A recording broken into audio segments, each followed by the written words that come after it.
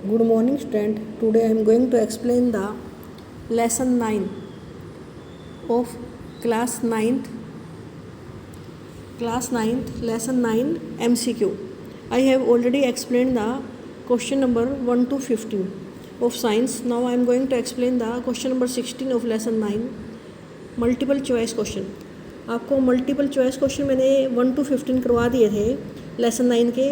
अब मैं 16th question आपको एक्सप्लेन कर रही हूँ. आपको ये लर्न भी करने हैं और राइट डाउन भी करने हैं अपने नोटबुक में. क्वेश्चन नंबर 16 है, when A car accelerate horizontally along a straight road the accelerating force. तो उस पर जो फोर्स लगाती है वो कहाँ से लगती है? The push of road on the car, कि रोड कार पे फोर्स लगाती है, या कार रोड पे फोर्स लगाती है, या पुश ऑफ द इंजन, या इंजन कार पे फोर्स लगाता है, या push of the rear axle on the wheel.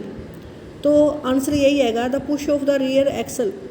Wheel के बीच में जो गोल गोल डंडा होता है वो फोर्स लगाता है व्हील्स पे, जिससे फिर वो मूव करता है, एक्सेलरेट करता है. क्वेश्चन नंबर 17 है, a vehicle is moving on a rough road in a straight line with uniform velocity. It means no force acting on the vehicle. तो फिर वो अगर फोर्स नहीं लग रही होती तो वो मूव ही नहीं करता, लेकिन वो मूव कर रहा है रफ रोड पे एक स्ट्रेट लाइन में विद यूनिफॉर्म वेलोसिटी.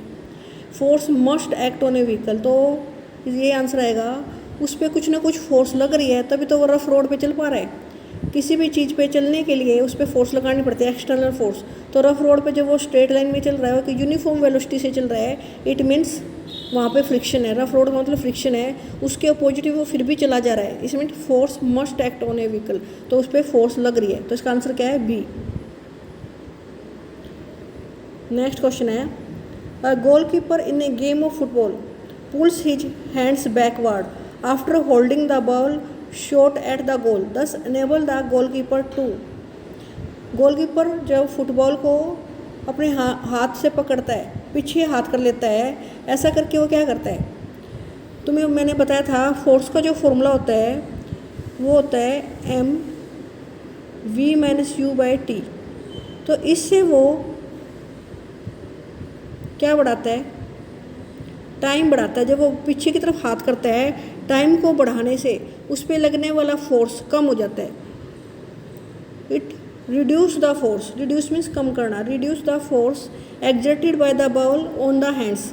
तो इससे वो हाथ पे जो उसके बॉल के कारण फोर्स लगने था उसको कम कर देता है. पीछे की तरफ अपने हाथों को ले जाने से टाइम बढ़ा देता है, तो फोर्स का इम्पैक्ट कम हो जाता है उसके हाथों पे. Question 19, a water tanker filled up to half of its height is moving with a uniform speed. एक वाटर टैंकर है जिसमें पानी भरा हुआ है आधा, और वो लगातार स्पीड से चला जा रहा है किसी व्हीकल पर. ऑन अप्लाइंग सडन ब्रेक, अगर वो गाड़ी अचानक रुक जाए, the water in the tank would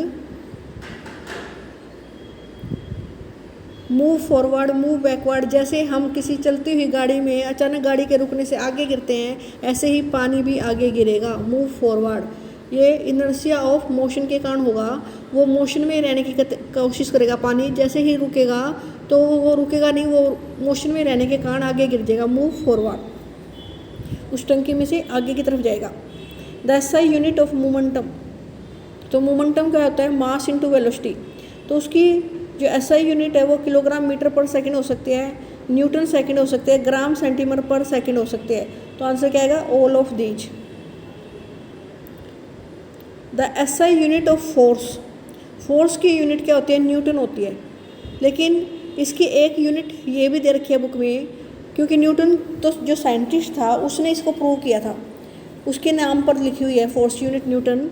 लेकिन जो सेकंड यूनिट है फोर्स MA होता है, किलोग्राम मीटर पर सेकंड स्क्वायर. तो क्या आएगी? Both A and B. Answer आएगा इसका both A and B. According to third law of motion, action and reaction. जो एक्शन है और रिएक्शन है हमेशा अलग अलग बॉडी पे डिपेंड करता है. Always act on different bodies in opposite direction. तो थर्ड लॉ ऑफ मोशन क्या था? Action and reaction always act on different bodies in opposite direction. ये आपने लर्न भी किया था जब मैंने चैप्टर रीड करवाया था आपको, तो आपने लर्न किया था. तो थर्ड लॉ ऑफ मोशन क्या कहता है? For every action there is equal and opposite reaction and it act on different bodies. Rocket work on the principle of तो ये लर्न कर लेना। रॉकेट वर्क करता है on the conservation of momentum. उसमें जो रॉकेट के पीछे जो गैसेज निकलती हैं वो फोर्स लगाती हैं ज़मीन पर, और इक्वल एंड अपोजिट फोर्स कहाँ लगता है, आसमान की तरफ वो मुड़ उड़ जाता है। इसके अलावा वहाँ पर टोटल मोमेंटम बिफोर इम्पैक्ट, जब तक वो धरती से टच करती हैं, और total momentum after the impact same रहता है। इसलिए कंजर्वेशन ऑफ मोमेंटम के प्रिंसिपल डिपेंड पर ये वर्क करता है rocket. A shell is fired from a cannon. एक कैनन एक बंदूक जैसा है, उससे एक सेल को फायर किया, जैसे बंदूक की गोली फायर करते हैं। It explode in mid air, और वो हवा में जाके फट जाता है। इस टोटल्स, तो उसकी जो मोमेंटम इंक्रीज होगा, मोमेंटम डिक्रीज होगा, काइनेटिक एनर्जी इंक्रीज होगी। तो आपको पता है उसकी वेलोसिटी इंक्रीज हो जाएगी सेल की, तो क्या आएगा, फटने से उसकी काइनेटिक एनर्जी इंक्रीज हो जाएगी। ये आंसर रहेगा, it's kinetic energy increase. Question number 25 है, if no external force act then in collision the physical quantity which remains constant. अब कोई फोर्स नहीं लग रही तो उसकी कोई वेलोसिटी में चेंज नहीं होगा। जब उसकी वेलोसिटी में चेंज नहीं होगा तो उसका मोमेंटम सेम रहेगा। मास, मोमेंटम का फॉर्मूला क्या होता है, मास इनटू वेलोसिटी। किसी भी वस्तु का मास तो हमेशा सेम रहता है, ये तो कांस्टेंट रहता ही है। लेकिन जब उसके ऊपर कोई फोर्स नहीं लग रही तो उसकी वेलोसिटी भी सेम रहेगी। जब अगर वो रेस्ट पे होगा तो रेस्ट पे रहेगा, मोशन में होगा तो मोशन में रहेगा। तो उसकी कौन सी क्वांटिटी कांस्टेंट रहेगी, मोमेंटम। तो इसका आंसर रहेगा बी।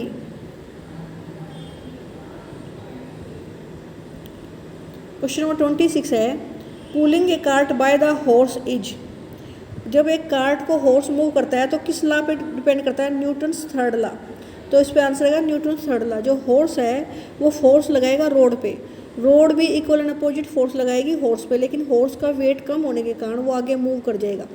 इसलिए ये न्यूटन के थर्ड लॉ पे डिपेंड करता है। For every action there is equal and opposite reaction and the action reaction both take place on the different bodies. ये है थर्ड लॉ।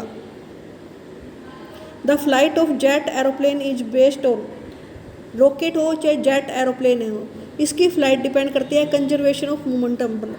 तो आंसर क्या आएगा, कंजर्वेशन ऑफ मोमेंटम। इसमें 4 ऑप्शन दिए हैं, conservation of energy, conservation of force, none of above. Answer क्या आएगा, कंजर्वेशन ऑफ मोमेंटम।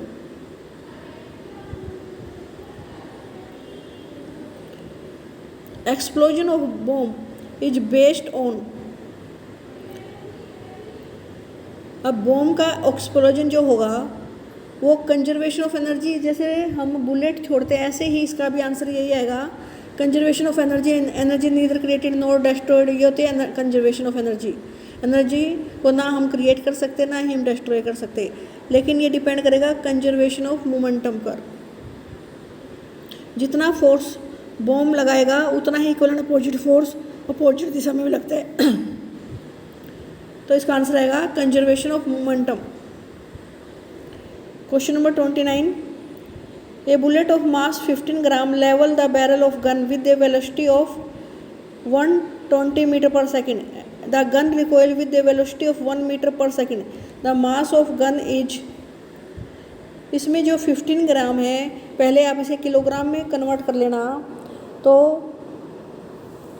ये आपका किलोग्राम में कन्वर्ट करोगे तो डिवाइड बाय 1000 करोगे आप, तो क्या आ जाएगा 0.015 multiply by 120 divide by velocity of gun क्या है, रिकॉइल वेलोसिटी दे रखी है इन्होंने -1। तो इस साइड आके आपकी 1 से इसको डिवाइड करोगे तो जो मास आएगा वो आ जाएगा 18 kg। क्या आएगा, 18 kg। आंसर इसका होगा 18 kg।